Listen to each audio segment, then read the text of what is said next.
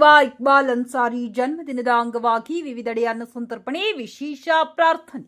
ಗಂಗಾವತಿ ಮಾಜಿ ಸಚಿವ ಇಕ್ಬಾಲ್ ಅನ್ಸಾರಿ ಅವರ ಜನ್ಮದಿನದ ಪ್ರಯುಕ್ತ ಅವರ ಅಭಿಮಾನಿಗಳು ನಗರದ ವಿವಿಧ ಭಾಗಗಳಲ್ಲಿ ಸಾಮಾಜಿಕ ಸೇವಾ ಕಾರ್ಯಕ್ರಮಗಳನ್ನು ಆಯೋಜಿಸಿ ಅರ್ಥಪೂರ್ಣವಾಗಿ ಜನ್ಮದಿನವನ್ನ ಆಚರಿಸಿದರು.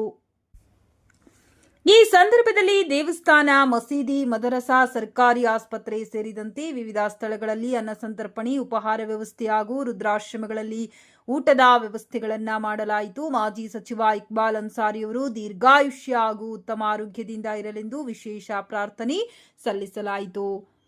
ಮಾನ್ಯ ಇಕ್ಬಾಲ್ ಅನ್ಸಾರಿಯವರ ಅಭಿಮಾನಿ ಹಾಗೂ ಕೊಪ್ಪಳ ಜಿಲ್ಲಾ ಪ್ರಚಾರ ಸಮಿತಿ ಉಪಾಧ್ಯಕ್ಷರಾದ ಮೊಹಮ್ಮದ್ ಜುಬೇರಾ ಅವರ ನೇತೃತ್ವದಲ್ಲಿ ಮಧ್ಯಾಹ್ನ ಕನಕಗಿರಿ ರಸ್ತೆಯಲ್ಲಿರುವ ದಾರುಲ್ ಉಲೂಮ್ ಖಾದ್ರಿಯಾ ಉರ್ದು ಮದರಸದಲ್ಲಿನ ಮಕ್ಕಳೊಂದಿಗೆ ಜನ್ಮದಿನವನ್ನು ಆಚರಿಸಿ ಮಕ್ಕಳಿಗೆ ವಿಶೇಷ ಊಟದ ವ್ಯವಸ್ಥೆ ಮಾಡಲಾಯಿತು.